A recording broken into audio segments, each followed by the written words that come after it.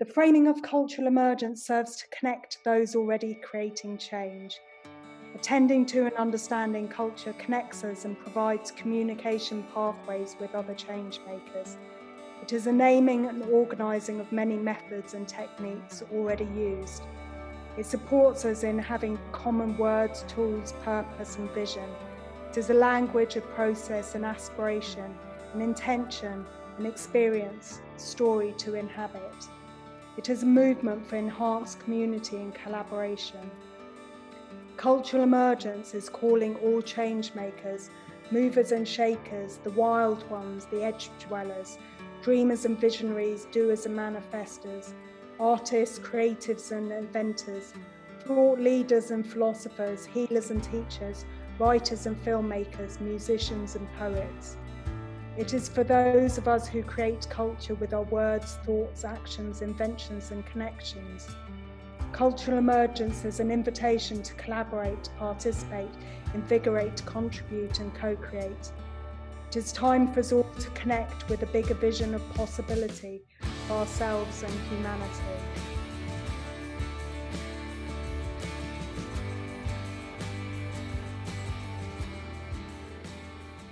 What was the turning point for you to write this book? And what was the most powerful pull?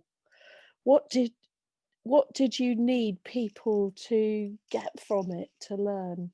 It was interesting because when I started writing People and Permaculture, there was definitely a strong urge to write something which I didn't know what I would write. Whereas with Cultural Emergence, the toolkit evolved first, and then from that was the impetus to then write the book, because the toolkit was there, and I knew that through writing the book, it would reach a much wider audience than it could through courses alone, which we had been doing for for 4 years, since 2016. So I wanted.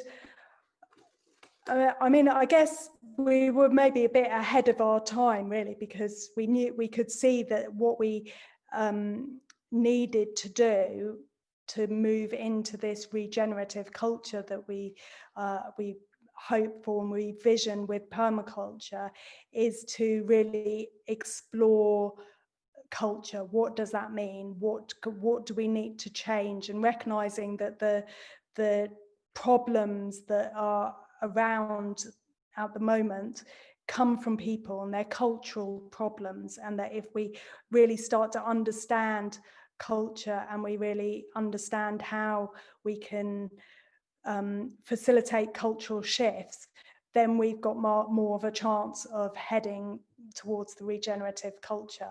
So it was also about this potential for this emergence and this wondering what could possibly happen, that there's something much greater that can come through us all individually and collectively through using these tools, and that the more of us that use these tools, the more of us that use systems thinking, design thinking, nature connection, or connection with the more than human world, the connection practices, that putting all of those things together as well has this amazing potential for this like quantum shift, this quantum cultural shift, which is what we need at the moment on the planet, I believe.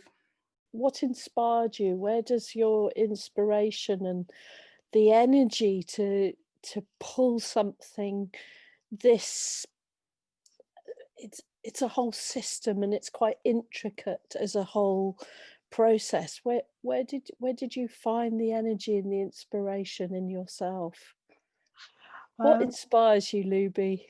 Oh, that's a quite big question. I mean, it was an interesting process, because obviously the pandemic happened in the middle of my writing process, and that shifted everything from the plans for the year to our family dynamics of, my eldest daughter came home during that time, and But then we stopped using our place as a venue, and so I moved into our studio, which is a really lovely, beautiful space, and had this really good outdoor connection. So I ended up having a lot of time writing in the more than human world, and that was really deeply nourishing. And I remember, you know, my eldest daughter one day was like, why aren't you sitting outside writing? Because I was kind of moving in and out.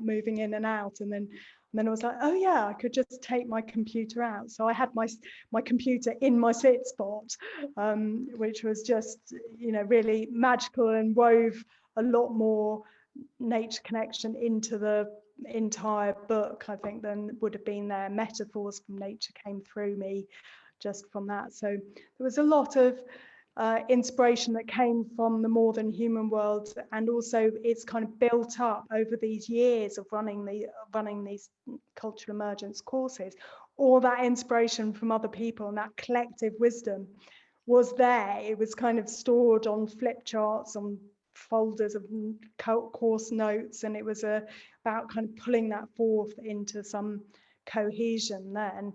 And I did, when the pandemic hit, I did spend about 6 weeks, just like a lot of people, just addicted to headlines and wondering, what's the best use of what I can do? What, do I volunteer locally? Do I run online courses? Let's do webinars and stuff. And then it took me about 6 weeks to go, okay, no, actually what I need to do is focus on writing this book and finishing it. I was kind of halfway through the process, maybe.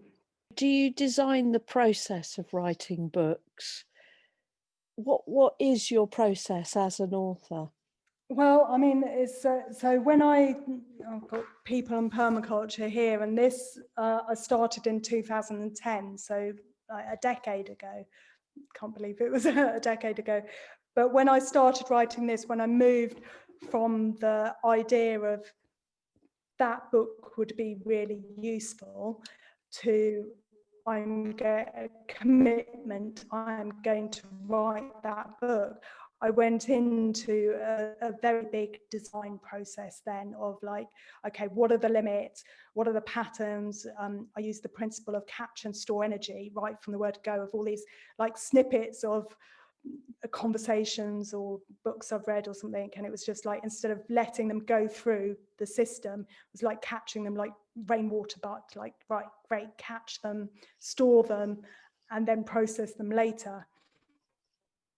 And so that that principle was really key at that time. And then I was really working out how I could do that with, at the time I had a 2-year-old and a 10-year-old in the house. So I literally we had a garden shed. It was literally a garden shed with tools, and we cut a window in it, threw an extension lead down the house, put a gas heater in there, and I would go there at like 5 o'clock in the morning sometimes in the summer, and do my writing, and I'd capture all these bits on paper, so that when I had a couple of days when my partner would take the children away, or when I would go away, and then it'd be like, right, I've got all of that. Now I'd kind of pot it up, there'd be like seedlings that I'd then pot up to the bigger process. So it was definitely, I definitely went through the whole design process and used, worked out what were my patterns of writing, what were my limits, and how to do that. And I had I was really nomadic with my writing at that time, and so I had a basket, which was actually a basket I'd made as well, which had the added symbolism of knowing that I could work to completion on something and make something myself. And I put all my folders and stuff in that, so I could just take it around with me. And sometimes I'd just take it in the car and have a half hour waiting for something, and I'd get my notes out then. So yeah, I did have a process, did design that process, and have used it successfully in many writing projects over the last decade. One of the key things about cultural emergence. The key thing about emergence is that it's non-linear. And so, you know, actually that's kind of been tricky to go from a non-linear process and a system of like, well, you actually need to know this bit over here to understand this bit, but actually you need, you know, in a book you need to go sequentially and linearly. So I would say that if it works for you reading cover to cover, you know, then go for that. But actually you can just dip in and out and you know, find what's useful for you at the moment. Just open it randomly and see what comes, and just be ready to absorb the wisdom from whatever pages and just connect with it in that way is really, you know, works as well. So there's no right way of doing it. It's actually, again, about finding what works for you as well. Yeah. I want to say one thing, that first of all, I want to, you know, we are celebrating Libby here and this amazing book, and I'm so excited about this book. I mean, it was so fun to work with Libby behind the scenes, and just really feel so excited. Can't wait to get it in. You know, I'm watching my inbox to see when, you know, the book arrives, because I want to hold it in my hand, and I'm excited about that. But I also want to just acknowledge you, Maddy, because Maddy's wonderful. I don't know how many of you know Maddy, but the process she did several times with Libby and I on the telephone, it was like going into this deep cave of heart wisdom, you know, and it just really pulled the best out of us at key moments when we really needed it. So I just really want to honor that, Maddy. It's amazing to work with you. Thank you. And really awesome. Of course, I love working with you, Libby. We've been working together for a long time, and Libby and I talk pretty much every week, and we're making more mischief to do the cultural emergence thing worldwide, and trying to figure out, you know, what's the first step. You know, it's a big world. There's 9 billion people. You know, there's a few dozen of us here. You know, here we are, we're kind of starting. But, you know, the cultural emergence, you know, I was thinking when that question was asked about Libby, you know, how to read the book, you know, it's one of those books where you literally want to, I feel like it's like casting the bones, you know, you just want to open it and see what it says to you, because I've been working with Design Web and Cultural Emergence now for many years, and Sarah's here with me, she's my partner, and she's down there on the screen here in Bonnie Doon. We just manifested this beautiful place to live using Design Web. And, you know, for me, like on any given day, if I just sort of look at the cultural emergence principles, one of them will always jump out at me. You know, so if you're one of those people who likes that intuitive kind of approach to things, or what's speaking, then that's definitely the way to not read the book, but to just have it available. But it's also a good read. And it's fun to read. You know, it's not that much information, really. You know, you put so much in so few pages. As Libby told me the other day, the key is mind maps, tables, and bullet points, you know. So I think, you know, you'll find that it's a bit of a downhill sled ride, you know, riding through cultural emergence. It's actually very fun and very electrifying. And all the principles, they all weave and touch each other, you know, so it's like it's an ecology, you know, wherever you go in, you're seeing tunnels out to all these other places. So I think it's a masterpiece of taking something nonlinear, you know, in this very sort of spherical, weird, dynamic way that cultural emergence works. I mean, because emergence is basically what's popping up when we try things, you know, so it's unpredictable, right? You don't control that linearly, right? But if you learn to dance with that, then, you know, your creativity goes much higher, and you're able to track the synchronistic flows, you know, the flow state, and things just really literally emerge, you know, and it's a very powerful process, but it's also fun, you know, and I think that's the key. You know, sometimes the things that get emerged in us when we're doing stuff that challenges our belief systems, you know, pattern disruptions like COVID, or for me, the fires and evacuations and all that, there's always that blessing on the other side of it. So sometimes the things that challenge us don't seem fun in the moment, but remember, always on the other side of those challenges, years later, you'll look back and say, well, actually, no, that challenge was a real blessing, because it gotten me to change course and discover this and this and this, and that is something I've discovered again and again working with Libby, Design Web, Cultural Emergence, and just being attentive to flow,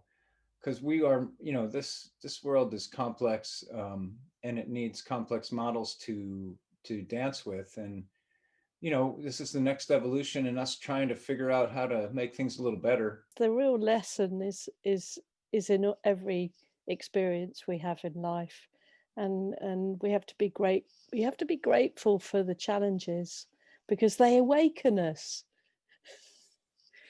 and they make us more alive. And that's what the book's all about, isn't it? It's about becoming more and more alive, more sentient.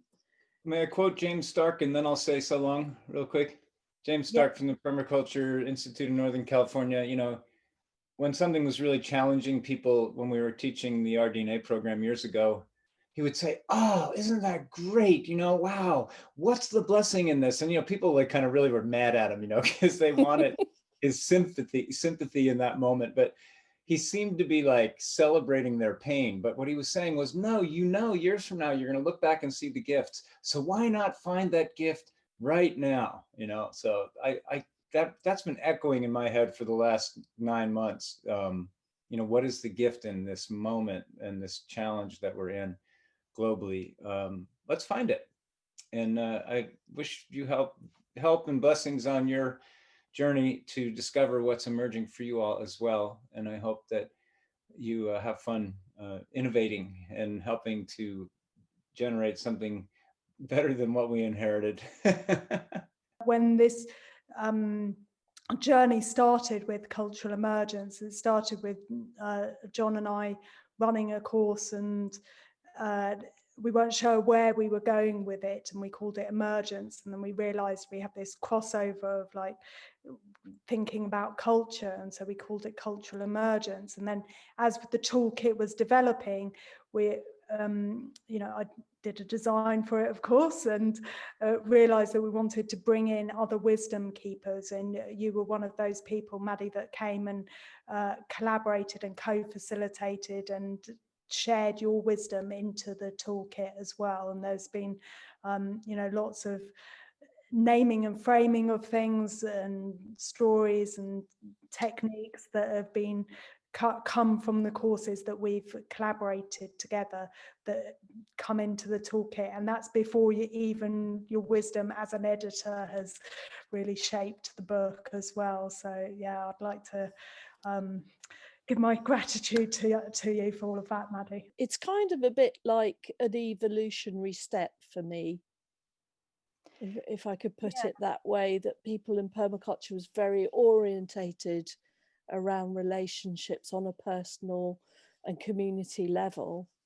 I think one of the things that emerged for me with people in permaculture was the design web, and it wasn't necessarily what I set out to do at the beginning, but it's the thing that people have really taken home from people in permaculture and used again and again. And Jon said he's done designs, and that's the thing that sort of seems to have really landed with people in permaculture.